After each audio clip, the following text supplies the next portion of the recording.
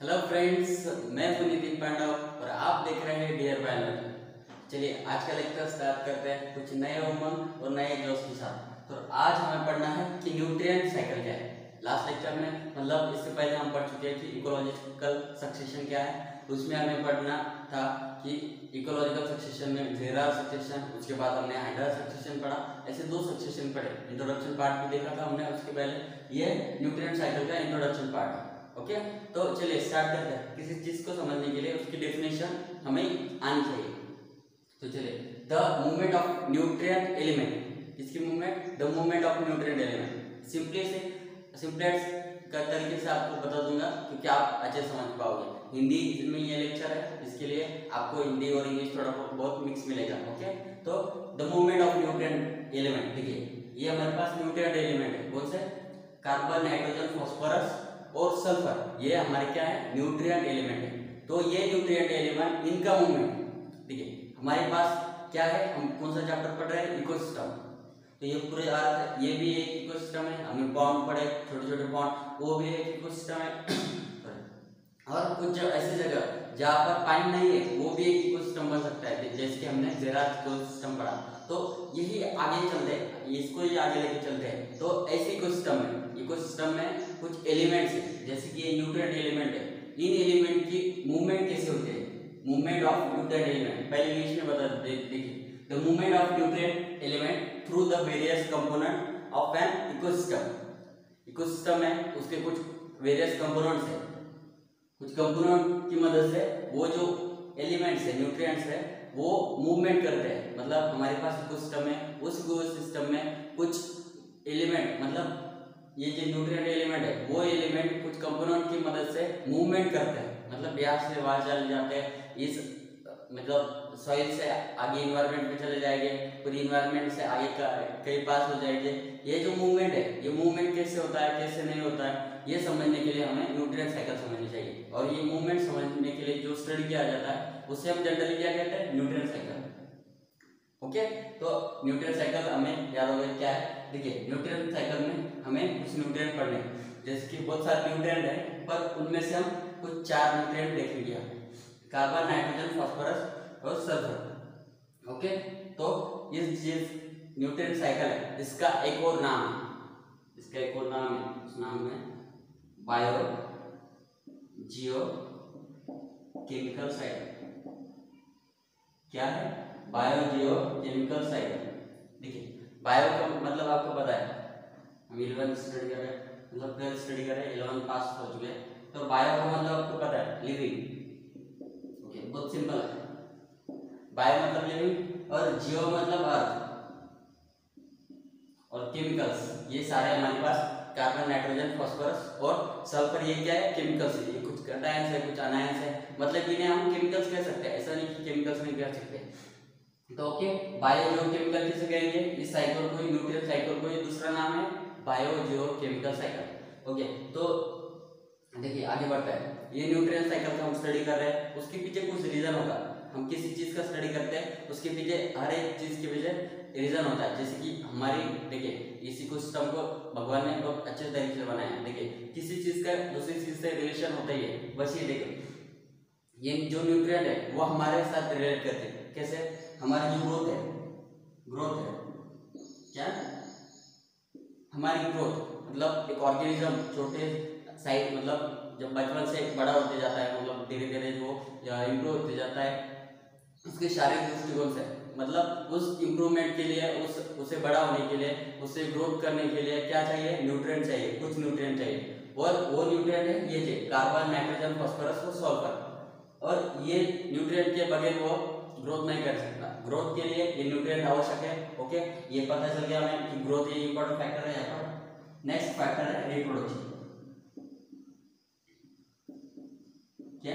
Reproduction. देखिए growth, reproduction के लिए भी ये फैक्टर चाहिए। जैसे कि ग्रोथ के लिए भी चाहिए, वैसे ही सेम रिप्रोडक्शन के लिए ये फैक्टर चाहिए। इसकी वजह से हमें इनका स्टडी कर रहे हैं। तो अगले मतलब हमें इसके साथ ये हमें पढ़ना है कि ये न्यूट्रिएंट साइकिल जिसकी स्टडी हम कर रहे हैं वो हमारे पास कैसे आता है, सोर्स क्या है उसमें, उस सोर्स के हिसाब से हम उनका क्लासिफिकेशन करेंगे। ओके, तो हम पता चल गया न्यूट्रिएंट साइकिल का स्टडी क्यों कर रहे हैं? देखिए अब सोर्स पता होना चाहिए हमें कि न्यूट्रिएंट कहाँ से मिलते हैं।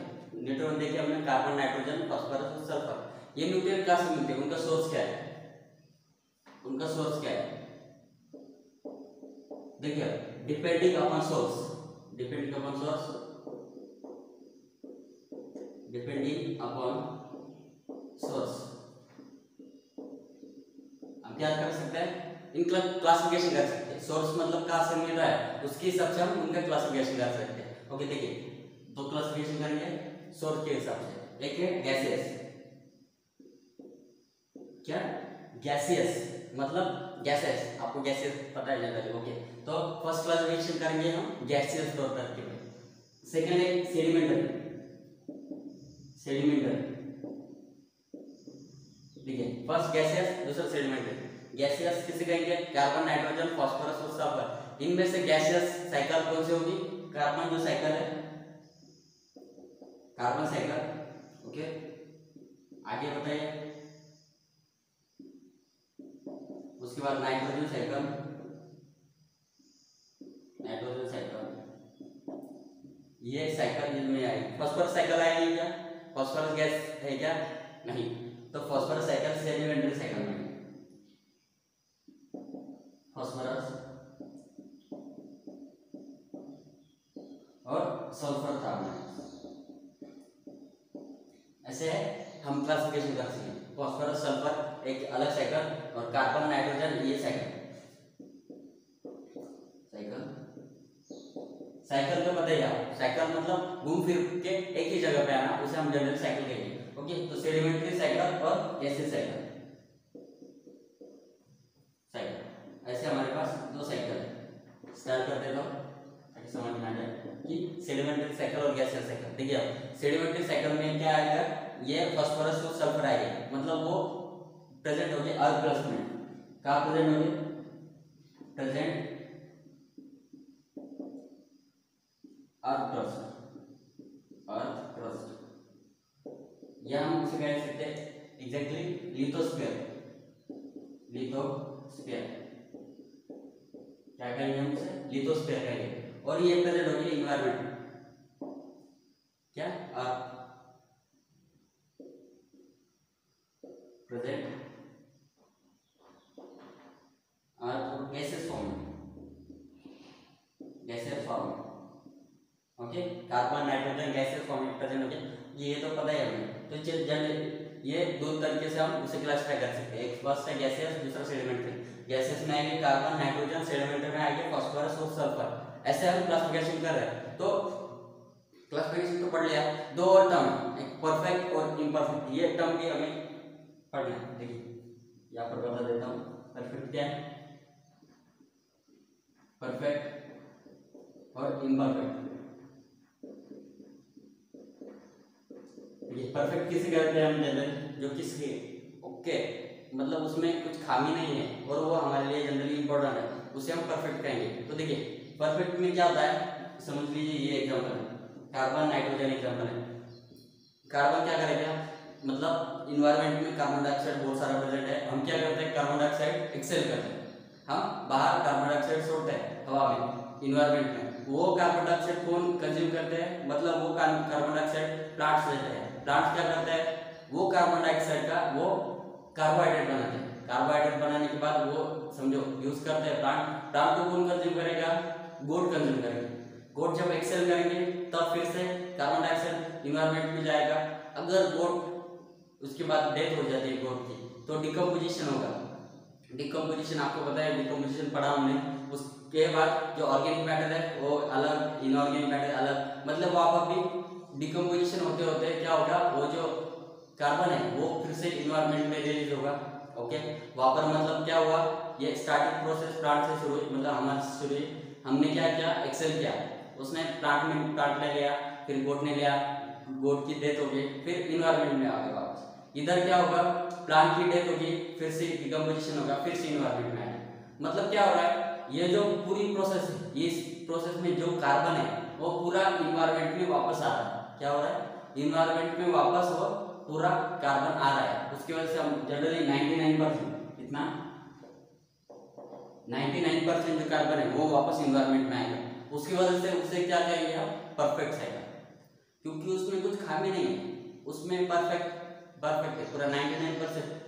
जनरली 99% बहुत हो गया, क्योंकि वो पूरा कार्बन इन्वायरमेंट में वापस आता है। दूसरी तरफ देखिए इम्परफेक्ट किसे कहेंगे, जनरली फॉस्फोरस साइकिल, जनरली समझिए फॉस्फोर जो सॉइल में प्रेजेंट है उसका पूरा प्लांट को मिलेगा क्या, नहीं, प्लांट को पूरा फॉस्फोरस नहीं मिलेगा, और वो फॉस्फोरस आगे पास होते होते किसी ऑर्गेनिज्म के पास और इन्वायरमेंट में वापस उतना ही नहीं आएगा।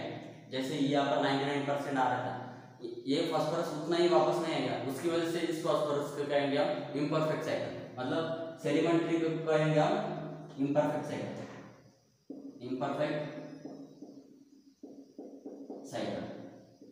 और यहाँ पर क्या कहेंगे हम, परफेक्ट साइकिल। परफेक्ट और इम्परफेक्ट ये दो टर्म पढ़ लिया। देखिए हमें आगे पढ़ने हैं दो टर्म, मतलब दो साइकिल्स पढ़ने हैं, एक कार्बन साइकिल पढ़ेंगे और दूसरी फास्फोरस साइकिल पढ़ेंगे। ये नाइट्रोजन और सल्फर साइकिल क्यों नहीं पढ़ेंगे, क्योंकि नाइट्रोजन साइकिल देखिए हमने नाइट्रोजन साइकिल पढ़ ली है पहले भी, हमने 11th में, और जैसे कि प्लांट न्यूट्रिशन है उस साइकिल उस चैप्टर में हम ये नाइट्रोजन साइकिल पढ़ते हैं, उसकी वजह से हमें यहाँ पर दो साइकिल पढ़ते हैं, फास्फोरस और कार्बन। तो ओके, चलिए अगले लेक्चर में कार्बन साइकिल